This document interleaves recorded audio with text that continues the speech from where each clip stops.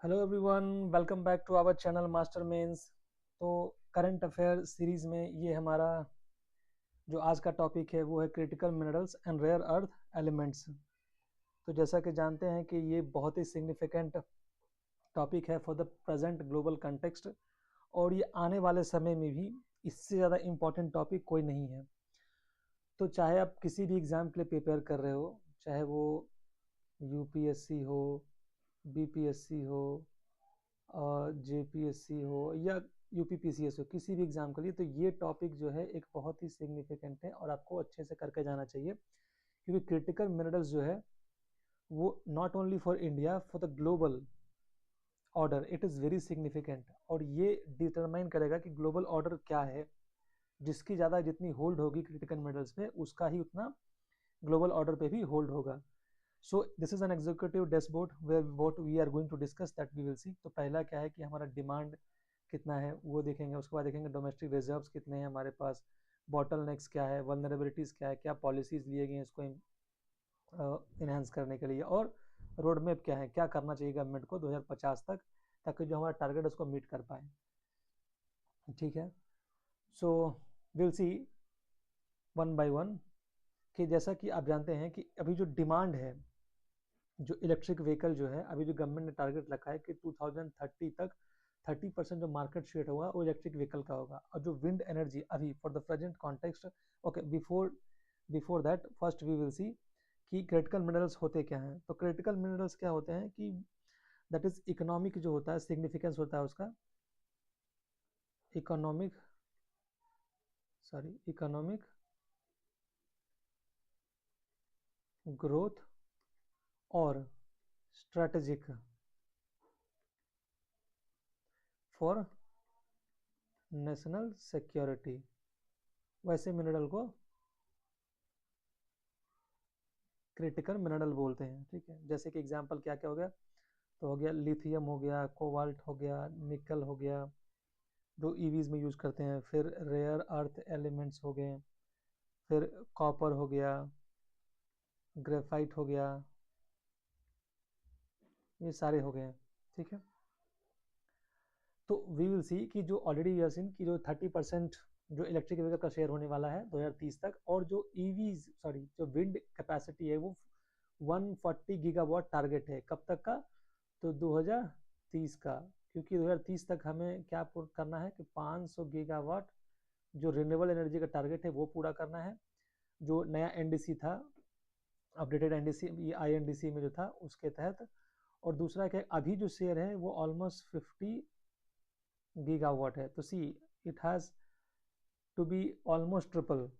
ठीक है, ये टारगेट है, and we have left with only 4 years. ये बहुत ही सिग्निफिकेंट है किसके लिए, 5G टेक्नोलॉजी के लिए, मिसाइल के लिए, क्लीन टेक्नोलॉजी के लिए। ठीक है, और वी विल सी कि डिपेंडेंसी जो हमारा है वो बहुत ज़्यादा है, खास करके चाइना पे। लाइक कुछ मिनरल्स में तो 100% डिपेंडेंसी है, जैसे कि 100% डिपेंडेंसी किस पे है, तो लिथियम, कोबाल्ट और निकल पे। और ग्लोबल रिस्क क्या है कि चाइना कंट्रोल करता है 90% of rare earth element processing का। So imagine the situation. So now will see one by one. तो पहला क्रिटिकल मिनरल्स जो है उसका यूज देखते हैं कि जो मॉडर्न सॉवरेन सोसाइटी है, कंट्री है, उसका क्या है वो देखते हैं।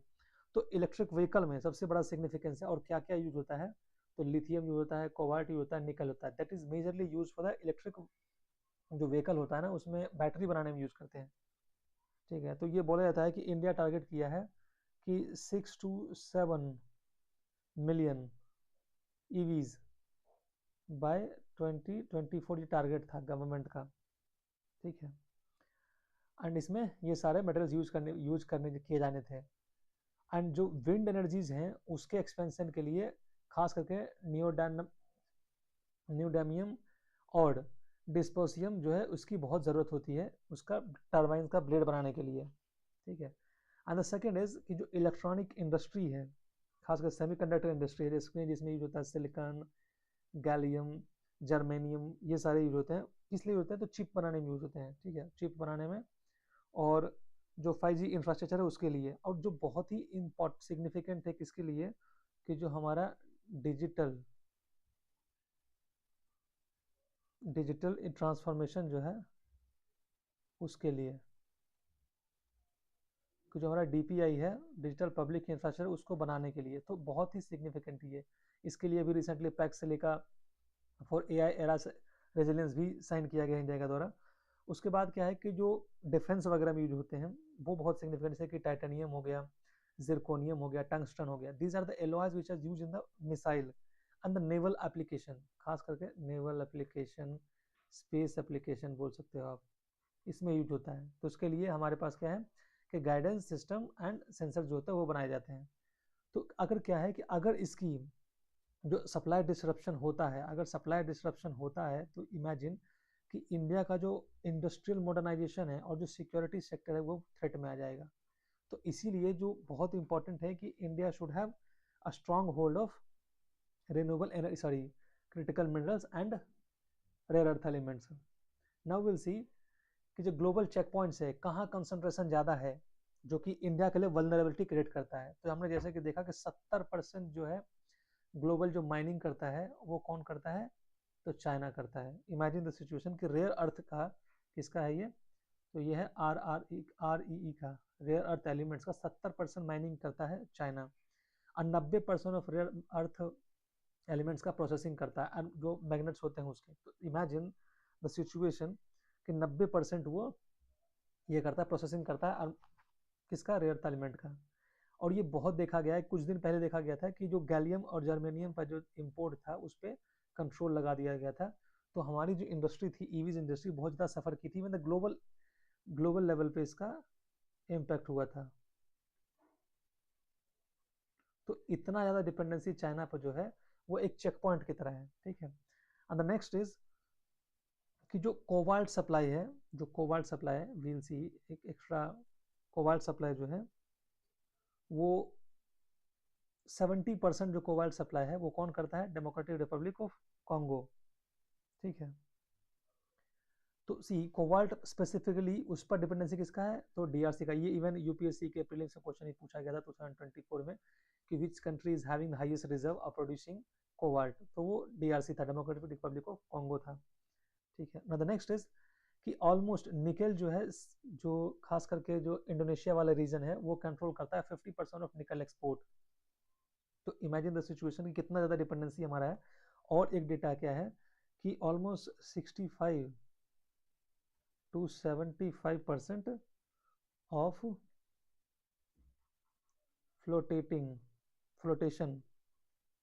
फ्लोटेशन ग्रेड का जो ग्रेफाइट है प्रोडक्शन वो कौन करता है, तो वो चाइना करता है, ठीक है। तो ये क्या बताता है कि जो वोलेटिलिटी है, वोलेटिलिटी इज ए नॉर्म।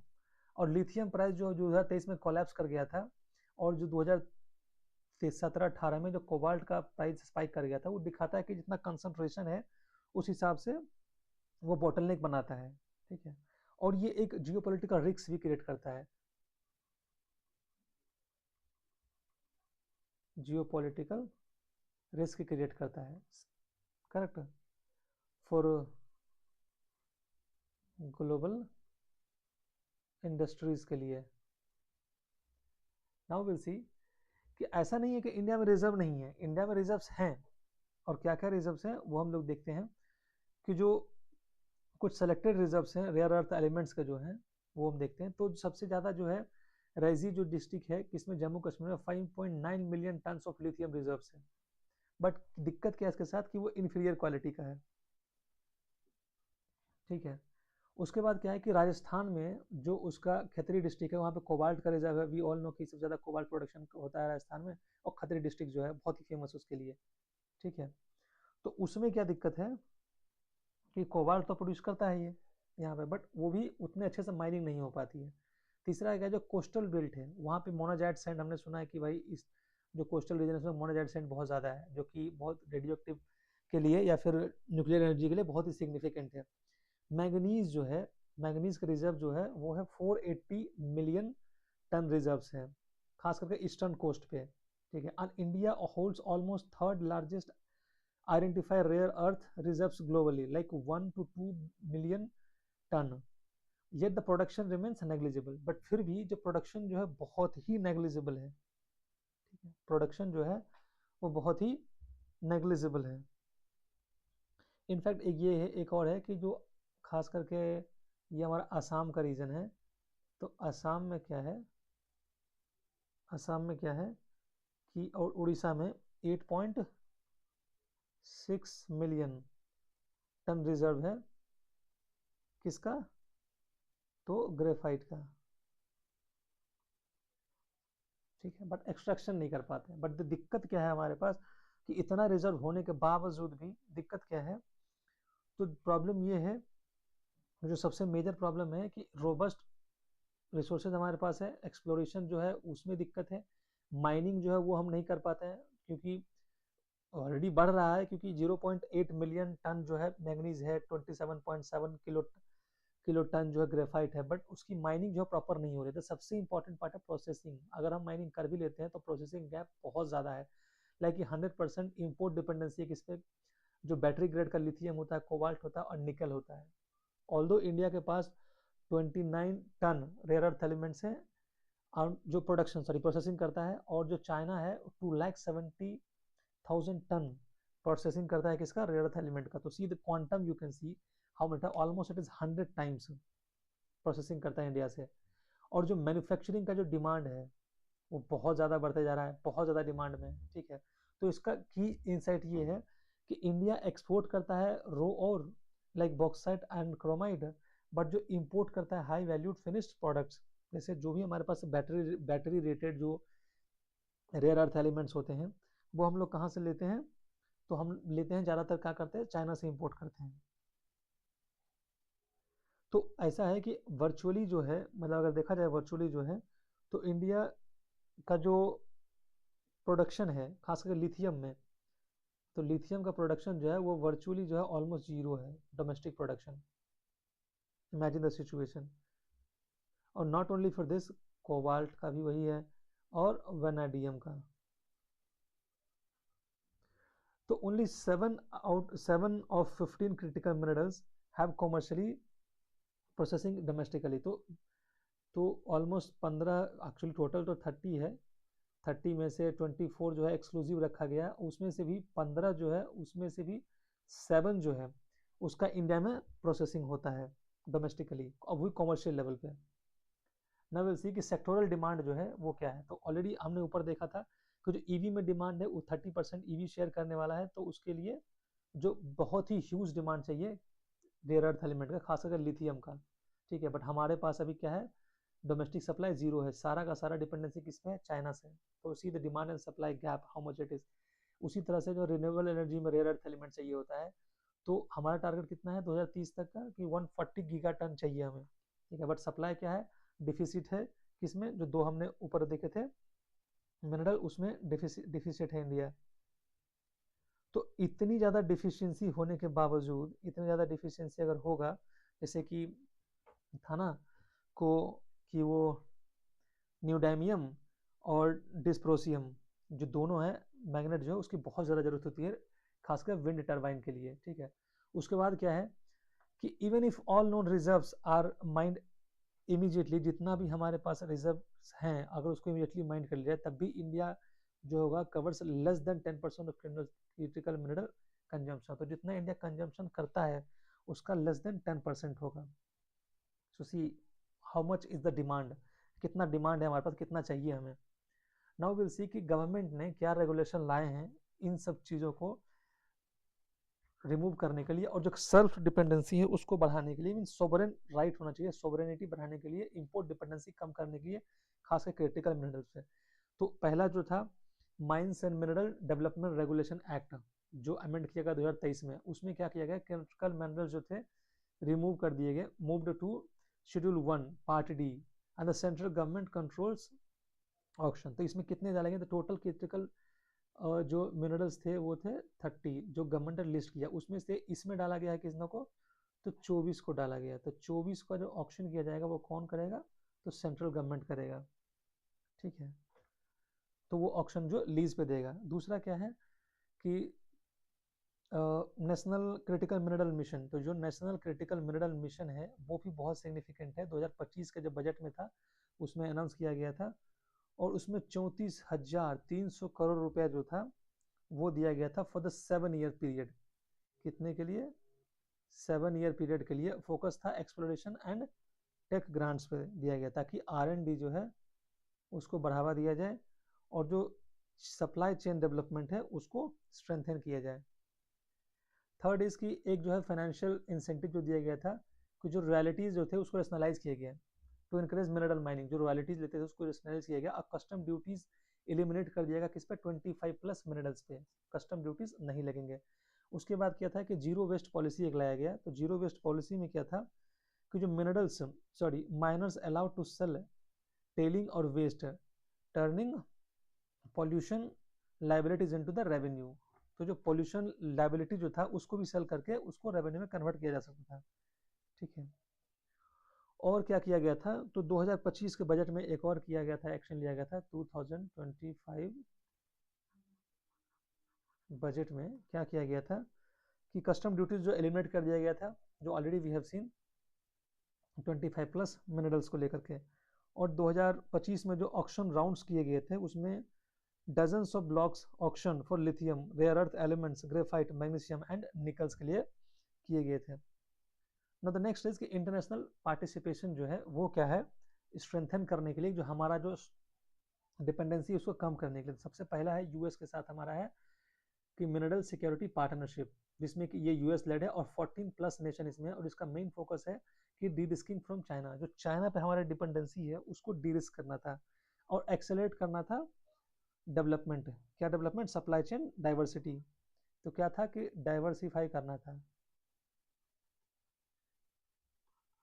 ठीक है। और जो सप्लाई चेन जो था उसको डेवलप करना था, सप्लाई चेन को डेवलप करना था।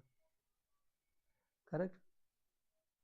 नाउ द नेक्स्ट इज कि जो अभी रिसेंट का है पैक्स सिलिका, जो पैक्ट साइन किया गया है, तो यूएस लेड और इंडिया अभी जस्ट इसका मेंबर बना है। ठीक है, इंडिया जस्ट अभी इसका मेंबर बना है पैक्स सिलिका का। और पैक्स सिलिका क्या है कि जो लाइक माइंडेड कंट्रीज हैं जो सिलिकॉन पे मेजरली सेमीकंडक्टर के लिए और एआई टेक्नोलॉजी के लिए जो डिपेंडेंसी है वो अपने पे रखना चाहते हैं, जो लाइक माइंडेड कंट्रीज हैं उसके थ्रू, ताकि डिपेंडेंसी जो हो चाइना पे और अदर कंट्रीज पे जो चाइना पे कम हो। ठीक है। सो this is what is about PACS silica. तीसरा है कि क्वाड। क्वाड जो है, क्वाड में क्या है कि critical and emerging technology working group बनाया गया था। किसके लिए? तो सेमीकंडक्टर्स के लिए एंड रिसाइकलिंग कोलैबोरेशन के लिए ये किया गया। तो पैक्स सिलिका क्या था कि एआई टेक्नोलॉजी का सप्लाई चेन डेवलप करना था और क्रिटिकल मिनरल्स जो था उसको सिक्योर करना था फॉर सेमीकंडक्टर। ठीक। And the next is quad, already we have seen. तो स्ट्रेटेजिक इंटेंट क्या था इसका कि डिपेंड करना था ग्लोबल साउथ का tie for resources leveraging global north technology. तो जो ग्लोबल साउथ में जो रिसोर्सेज है उसको निकालना था और किसके थ्रू? तो जो टेक्नोलॉजी डेवलपमेंट है खास करके जो ग्लोबल नॉर्थ में, उसके हेल्प से। द सेकंड पिलर इज कि बायलैटरल एक्शंस भी लिए गए हैं और कॉमर्शियल जो चीज लिए गए हैं वो देखते हैं वो क्या है। तो ये काबिल इनिशिएटिव है इंडिया का। ठीक है। ये एक जॉइंट वेंचर है किसके किसके बीच का, एक ये जॉइंट वेंचर है। और इसका मेन मकसद जो है, जो इसका मेन मकसद है कि ये स्टेट जॉइंट वेंचर है फॉर एक्वायरिंग ओवरसीज एसेट। तो ओवरसीज एसेट जो है उसको एक्वायर करता है, मिनरल एक्सप्लोरेशन करता है और उसको सेल करता है। तो क्या करता है? एक्वायर करता है लिथियम क्लेम्स में, जैसे कि अर्जेंटीना में किया है और ऑस्ट्रेलिया के साथ पार्टनरिंग फॉर कोबाल्ट कर रहा है। In fact Australia is having highest lithium reserve. Correct. So now the next is कि India is also having some other strategic deal with the bilateral countries, like कि जो ऑस्ट्रेलिया के साथ है critical minerals investment and partnership targeting 5 projects, 5 project जो है इसके अंदर में है उसको किया जा रहा है। उसके साथ ही जापान के साथ हमारा है investment in rare earth element refining technology in Andhra Pradesh. वहाँ रेयर अर्थ एलिमेंट का रिफाइनिंग किया जा रहा है। और यूके के साथ है critical mineral supply chain observatory for data transparency, ताकि डेटा ट्रांसपेरेंसी अच्छे से होते रहे सब क्रिटिकल मिनरल सप्लाई को लेकर के। ठीक। And there is a fund in that, UK वाले में वो कितना का है? तो ऑलमोस्ट 1.8 मिलियन पाउंड का है। ठीक है। टू फंड सॉरी, हाँ, टू फंडिंग, किसको फंडिंग करना था? To map supply chain and identify risks, इसके लिए। ठीक है, so all we have seen bilateral and other partnership we have seen. एक और है इंडिया यूएसए फ्रेमवर्क जो है, तो इंडिया यूएसए फ्रेमवर्क, इसमें क्या है कि एक एमओयू साइन किया गया था 2024 सितंबर में for EVs minerals cooperation and joint exploration के लिए। तो ज्वाइंट एक्सप्लोरेशन के लिए ईवी रिलेटेड जो क्रिटिकल मिनरल्स है उसके लिए। ठीक है ना। द थर्ड पिलर इज कि innovation, deep technology and sustainability के लिए इंडिया क्या कर रही है। तो सबसे पहला अभी हमने देखा कि ओशियंस फ्लोर जो है उसको उससे एक्सट्रैक्शन कर रहा है इंडिया। जैसे कि हमने अभी एक समुद्रयान मिशन है, उसके थ्रू हम लोग क्या कर रहे हैं कि डीप इनटू द ओशन जाएंगे ऑलमोस्ट 6 किलोमीटर, और इसका ओशियन सी बेड जो है, इंडियन ओशियन सी बेड जो है, वहाँ पे जा करके अभी जो मिनरल एक्सप्लोरेशन का पॉलीमेटालिक नोड्यूल मिनरल जो है उसको निकालेगी गवर्नमेंट। तो बहुत ही ज़्यादा रिजर्व है खासकर इंडियन ओशन बेसिन में जो है।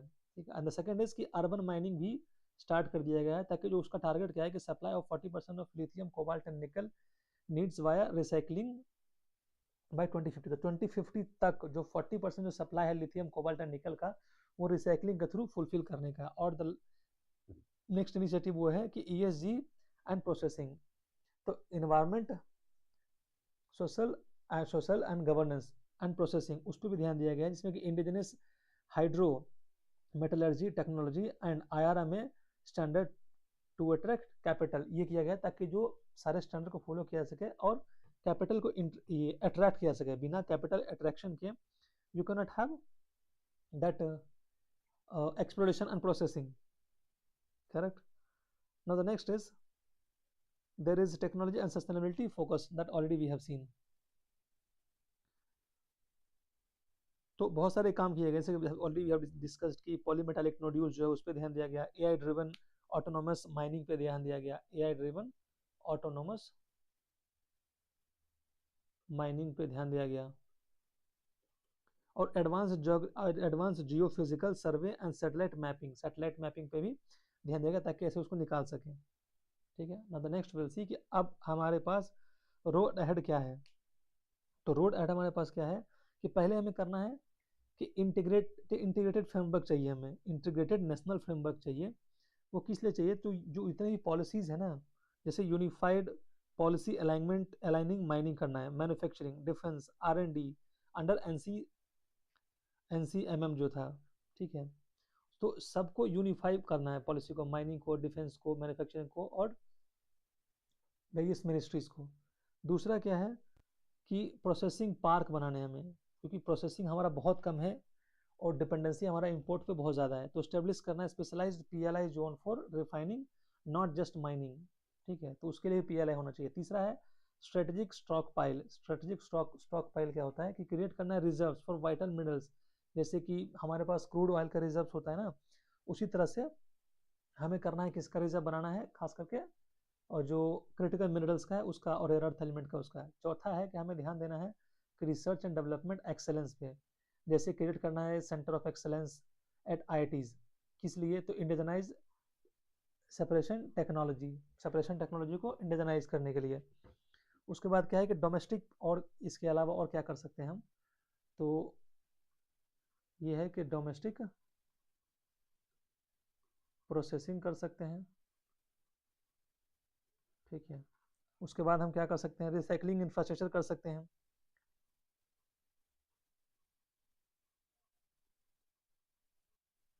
इसमें क्या है कि मैंडेट क्या है कि 50% of the secondary resources by 2050 तक हमें रिसाइकल कर लेना है। जैसे ऑलरेडी लिथियम का देखा था हमने अर्बन माइनिंग में कि 40% मीट करना है नीड 2050 तक। ठीक है, उसके बाद स्ट्रेटेजिक स्टॉक पाइल करना तो हो ही गया। फिर ग्लोबल अलायंस जो है उसको डीपेन करना है।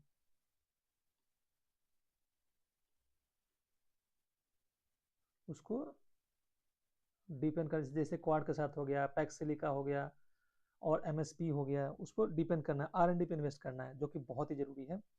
ठीक है, तो ये करके हमारा क्या है कि India is transitioning from a raw material exporter to a value added power house। तो इंडिया को ट्रांसफॉर्म करना है, अभी जो रॉ मटेरियल हम लोग एक्सपोर्ट करते हैं उससे अब पावर हाउस, अब वैल्यू एडेड पावर हाउस में कन्वर्ट करना है इंडिया को। तो मिनरल जो है, खास करके रेयर अर्थ मिनरल्स हो गया एंड जो क्रिटिकल मिनरल्स है, उसकी सिग्निफिकेंस इतना ज़्यादा है कि बिना उसके जो है इट्स वेरी वेरी डिफिकल्ट कि किसी भी कंट्री का अभी सही से जो टेक्नोलॉजी का सेक्टर है या टेक्नोलॉजी का सेक्टर है उसको प्रोसेस कर सके। तो इंडिया के लिए भी उतना ही जरूरी है technology. So technology is very important, और उस टेक्नोलॉजी के लिए critical minerals and rare earth element जो है बहुत ही सिग्निफिकेंस है। तो this was all about the critical mineral and rare earth element। I hope I have covered all the possible aspects of this। Even एक और है कि G7 road map for critical mineral and rare earth elements, तो ये भी एक आप initiative में, मल्टीलेटरल इनिशिएटिव में ऐड कर लेना है। तो this was all about the rare earth elements and I hope कि I have covered all the possible aspects of rare earth elements. और रेयर अर्थ एलिमेंट का जो एप्लीकेशन है ऑलमोस्ट हर सेक्टर में है, किसी भी सेक्टर में अगर टेक्नोलॉजी का एडवांसमेंट देखना है तो उसके लिए सिग्निफिकेंस है। तो किसी भी सॉवरेन कंट्री के लिए अगर उसकी सॉवरेनिटी को मेंटेन करना है तो it is very significant to have their own processing, mining and extraction, processing and mining facilities. और बहुत R&D पे इन्वेस्ट करना है, तभी जाकर डिपेंडेंसी जो है वो कम हो पाएगा किस पे, फॉरेन कंट्री पे, सॉरी खास करके चाइना पे कम हो पाएगा। तो this is was all about the critical minerals. I hope this video is very useful for all of you and just make note of this make a note of from this video so that you can revise it multiple times। और अगर आप में अगर ये question आता है exam में तो आप आराम से अच्छे से इसको आंसर कर सकते हो। so I hope this video is useful for you। so do like, share and subscribe this channel for motivating us so that we can make multiple videos and you can get benefit from this। so all the best and thank you very much।